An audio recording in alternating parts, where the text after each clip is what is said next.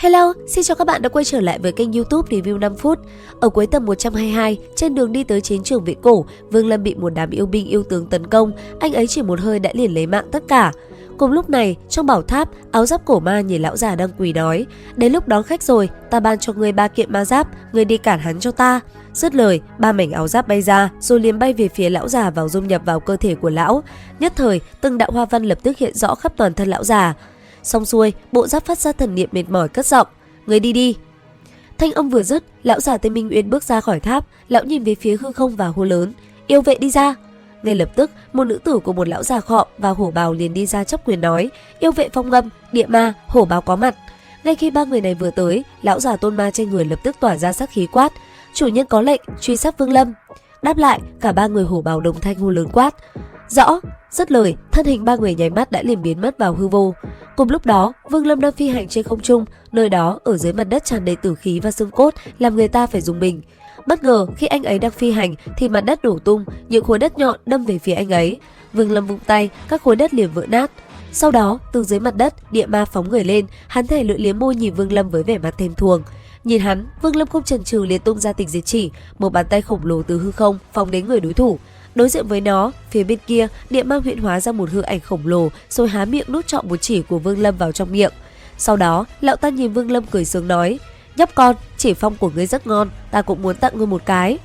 Nói xong, năng lượng từ tịch diệt chỉ bây giờ hóa thành một quả cầu, liền được hắn ta ném thẳng xuống mặt đất, làm cảnh tượng quỷ dị hiện ra. Nhất thời, từ dưới mặt đất bắt đầu xuất hiện từng bức tường cao vạn trượng, vây lấy Vương Lâm ở bên trong, rồi cứ thế thu nhỏ lại. Đến đây, tưởng đã chốt được Vương Lâm một cách đơn giản, tên địa ma mới đắc ý nói: "Phong Ngâm, ở đây không còn chuyện gì của ngươi nữa rồi. Nếu người này có thể dễ dàng bị lấy mạng như vậy, thì chủ nhân cũng không cần chúng ta phải đi ra. Cứ để xem, tên tiểu tu sĩ này làm sao có thể đi ra từ trong thần thông thiên nùng của ta." Lời hắn vừa dứt, bức tường đang dần thu nhỏ kia bất ngờ tỏa ra ánh sáng, sát ý từ bên trong phóng ra, rồi nổ bùm một tiếng. Nháy mắt từ trong đó, Vương Lâm đã cầm tiên kiếm chém đôi quả cầu phá vỡ nó bước ra ngoài. Thấy vậy, nữ tử tên Phong Ngâm lập tức lùi người về phía sau, hóa thân thành gió biến mất. Còn lão già địa ma nhìn Vương Lâm, lão sợ hãi quát: "Địa tích!" Dứt lời, mặt đất ầm ầm chấn động. Tuy nhiên phía xa, Vương Lâm đã kết thủ ấn. Ngay sau đó, kiếm tiên cùng toan đao đã phóng đến chỗ của lão. Ngay khi kiếm tiên lao tới, mặt đất bất ngờ ầm ầm nổ tung, khiến tiên kiếm phải dừng lại. Nhân cơ hội đó, địa ma liền lao tới bắt lấy tiên kiếm. Thế nhưng, ngay khi hắn ta cầm tiên kiếm trong tay, thì bất ngờ tiên kiếm do Hứa Dây điều khiển đã liền chém một phát vào tên kia. Giật mình, địa ma liền tránh né nhưng không kịp, huyết sắc trên người hắn rơi như mưa. Ngay lập tức, hắn ta liền bỏ chạy. Đáng tiếc, tiên kiếm như sắt tinh, nó đuổi theo phía sau địa ma không ngừng. Cùng lúc đó, Vương Lâm vọt lên không trung, ném ra loan đao về phía Phong Ngâm đang ẩn nấp buộc nàng phải hiện hình. Sau đó, Phong Ngâm vung trong tay đánh thẳng vào loan đao, những tiếng kim loại va chạm vào nhau lại vang lên quyết liệt. Cùng lúc đó, ngón cái của Vương Lâm lại ấn xuống, một chỉ tịch diệt lại được xuất ra một lần nữa, lao thẳng xuống đầu địa ma. Thế vậy, một lần nữa địa ma há miệng thôn phệ. Đáng tiếc, một chỉ này quá mạnh, lão ta không thể nuốt nổi. Cứ như thế dính một chỉ, cơ thể lão già nháy mắt tan biến trong hư không. Đúng lúc này, Phong Ngâm vung đoản kiếm trong tay, đoản kiếm và loan đao lập tức cuốn lấy nhau. Còn mình, cô ta liền lao về phía Vương Lâm. Đối diện với cô ta, Vương Lâm lấy ra côn cực tiên vung lên, một gió trúng đích khiến Phong Ngâm hét lên thảm thiết. Bị một gió đánh trúng, cô ta lập tức hóa thành một cơn gió mau chóng rút lui. Thấy đối thủ chạy trốn, Vương Lâm liền đánh ra một chưởng ấn. Chớp mắt, chỉ thấy chưởng ấn đã xuyên thẳng qua cơ thể Phong Ngâm, khiến nàng ta tan xác giữa hư không mà không lời trăn chối. Sau trận chiến, Vương Lâm thu hồi 3 món binh khí và bước đi, để lại phía sau một bãi chiến trường đầy tử khí.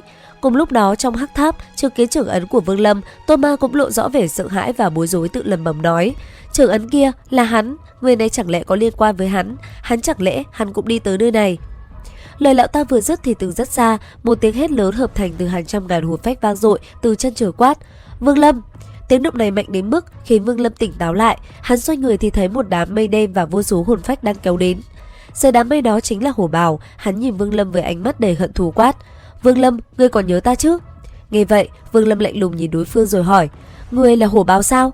Ngươi còn nhận ra ta ư? Không ngờ hổ bào ta cũng sẽ có ngày hôm nay. Hiện tại, ngươi ở trong mắt ta giống như con kiến."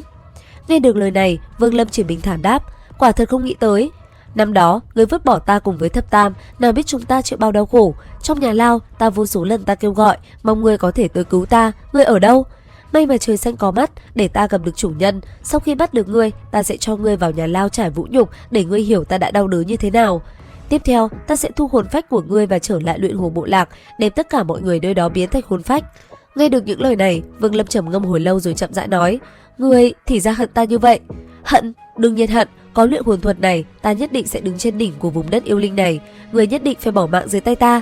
Thì ra, hận chỉ chiếm có một nửa khác, ngươi muốn về sau sẽ không có ai thi triển thần thông giống như ngươi, đúng không? Khi ta ở trong hắc lao kia, ta đã hiểu ra ngươi chỉ coi ta là quân cờ, cho nên ta đã thề phải mạnh mẽ hơn, ta muốn vượt qua ngươi, sau đó lấy mạng ngươi. Sau 10 năm, ngươi có thể tu luyện đến một bước này, quả nhiên là hiếm gặp. Cho dù là Hồng Điệp năm đó, ở trên một điểm này, so ra cũng kém ngươi. Ta nghĩ ngươi nhất định đã tu luyện một bộ công pháp thúc đẩy tiềm lực và sinh mệnh, chẳng qua thời gian duy trì quá ngắn mà thôi. Thì đã sao? Trước tiên cho ngươi nhìn xem trăm vạn hồn là bộ dạng gì. Ngươi cả đời này sợ là chưa từng thấy qua trăm vạn hồn phách. Lời hắn vừa dứt, Hứa Lập Quốc nghe được thì cười xuống nói, Hứa Xa Xa nhà ngươi làm phản nhiều lần còn không thành công, ngươi nếu có thể thành, lão tử về sau không phải họ Hứa, lão tử sẽ đổi họ Hổ, là Hổ Lập Quốc. Hứa Lập Quốc vừa dứt lời thì từ phía bên kia, Hổ Bào đã hành động, hàng trăm vạn hồn phách đồng thời từ trong hồn phiên của hắn lao ra vây kín nơi này. Nhìn hắn, Vương Lâm chỉ mang theo vẻ mặt tiếc nuối hỏi, Hổ Bào, ngươi đã quyết ý muốn phản bội ta sao? Nghe vậy, Hổ Bào liền đáp, là ngươi phản bội ta trước, ngươi đã không còn là đối thủ của ta, ngươi bỏ mạng ở đây đi. Dứt lời, Hổ Bào gầm lên, trong mắt lộ ra sát ý, đồng thời trên người, năng lượng nhanh chóng ngưng tụ từ bốn phương tám hướng như luồng lốc xoáy cấp tốc đi vào cơ thể. Ngay sau đó, cầm hồn phiên trong tay vung lên, Hổ Bào liền gào thét, rồi phóng thẳng nó về phía Vương Lâm vẫn đang đứng bình tĩnh. Nương theo hồn phiên phóng ra, hư ảnh ba con mãng xà cũng liền xuất hiện, rồi lao theo há cái miệng to lớn như muốn nuốt chửng Vương Lâm. Thế nhưng đối diện với công kích đang lao về phía mình, Vương Lâm chỉ bình thản nói, luyện hồn thuật không phải dùng như vậy. Lời Vương Lâm vừa dứt, chỉ thấy anh ấy kết ấn. Ba đầu mãng xà đột nhiên dừng lại ngay trước mắt mình, sau đó hàng trăm vạn hồn phách vốn đang thuộc quyền kiểm soát của Hổ Bào lập tức thay đổi bao vây lấy Hổ Bào. Trong khoảnh khắc đó, Hổ Bào hoảng loạn gào lên quát, này, không có khả năng. Nói đến đây, Hổ Bào đã cảm nhận được sự dây liên kết với trăm vạn hồn phách đứt đoạn, hắn giật mình ra lệnh quát, ức hồn thôn vệ. Lời vừa dứt, mây đen trên không trung ép xuống, hàng trăm ngàn hồn phách lao ra che kín cả trời đất, hướng về phía Vương Lâm để cắn nuốt. Tuy nhiên, mọi nỗ lực của Hổ Bào đều vô hiệu, Vương Lâm chỉ cần dùng thần thức quét ngang một vòng, đánh vào đúng chỗ thiếu sót mà anh đã cố ý lưu lại trong luyện hồn thuật năm xưa khi truyền thụ. Ngay lập tức, hàng trăm ngàn hồn phách chấn động và quay sang vờn quanh Vương Lâm đầy cung kính, bỏ mặc Hổ Bào đứng ngẩn ngơ. Đến đây, Vương Lâm mới nói cho Hổ Bào biết, luyện hồn thuật là truyền thừa chính thức của luyện hồn tông, đã được nghiên cứu hàng vạn năm, không thể bị cải biên dễ dàng bởi một người chỉ có vài chục năm nghiên cứu mà không có truyền thừa đích hệ. Nghe vậy, Hổ Bào hoàn toàn suy sụp, hắn lẩm bẩm, ân công rõ ràng nói với ta, người đã sửa chữa sơ hở của thuật này, vì sao? Nói xong, hắn như bị tẩu hỏa nhập ma gào thét kêu gọi hồn phách quay trở về, nhưng đáp lại hắn chỉ là sự im lặng mà thôi. Đến đây, Hổ Bào uất ức đến nỗi chỉ biết gào thét, trên miệng và mắt không ngừng rỉ ra huyết sắc. Trong cơn đau đớn, hắn gầm lên quát, Vương Lâm, ta muốn lấy mạng ngươi. Dứt lời, thân hình hắn liền phóng về phía Vương Lâm, rồi lao vào tấn công. Thấy vậy, Vương Lâm nhìn Hổ Bào buồn bã nói, ngươi vì ta mà phản bội, ta sẽ để ngươi trước khi qua đời có thể xem một chút thần thông chân chính của hồn phiên. Dứt lời, Vương Lâm lấy thập ức tôn hồn phiên ra, rung mạnh một cái, hàng trăm ngàn hồn phách lập tức dung hợp lại thành một thực thể duy nhất. Sau đó, thực thể này tung ra một quyền cách không về phía Hổ Bào, cú đấm khiến thân xác và cả hồn phách của Hổ Bào tan vỡ, thứ phân ngũ liệt.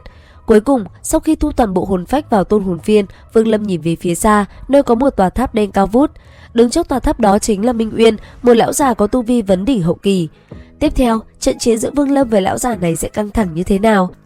Theo dõi tiếp kênh Review 5 phút vào ngày mai để biết thêm chi tiết các bạn nhé. Xin chào và hẹn gặp lại!